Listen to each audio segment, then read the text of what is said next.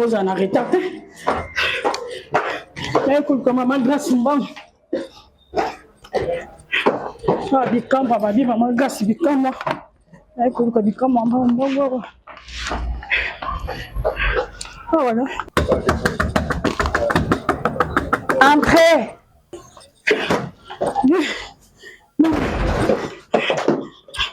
Maman grâce maman bikamba. Bikamba na écoute bikamba maman grâce. Maman grâce bikamba na meli. Deuxième conférence, ils sont à Londres.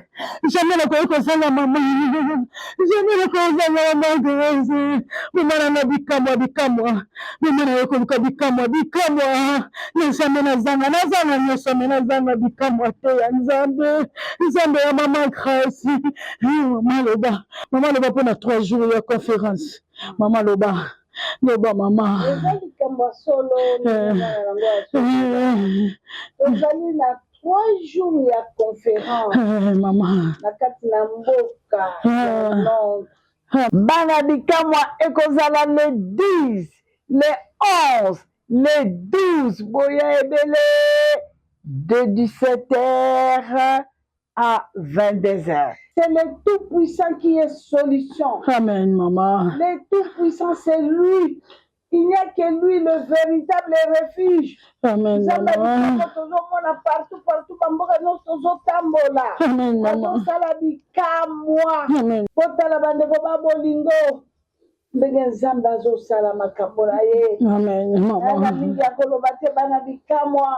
Jésus-Christ, Seigneur, toléra qui mingi. Toléra mingi, tango ekoki. Oya ebele partout. Tem zamba pesiliso. Dieu te cherche pour te sauver. Amen.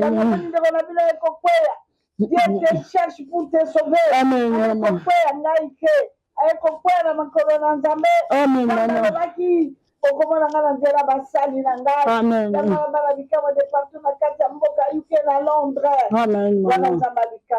Deuxième conférence. Amen.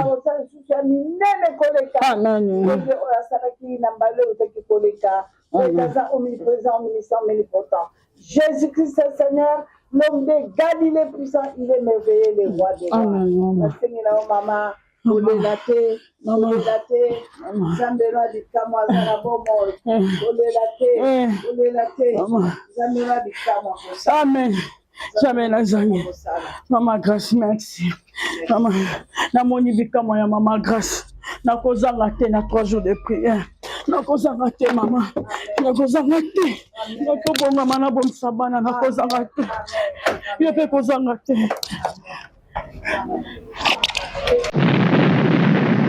Balobi bana bikamwa bana ya monde entier.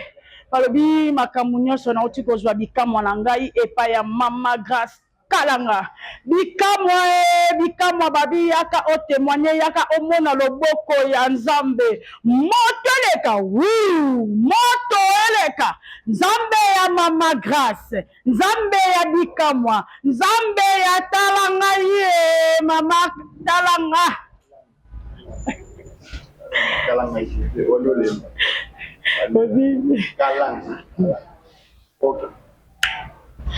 balobi nga na uti kozwa bagrâce na nga bongo yo ozozela nini balobi conférence ya tour oyo na Londres yaka zwa moto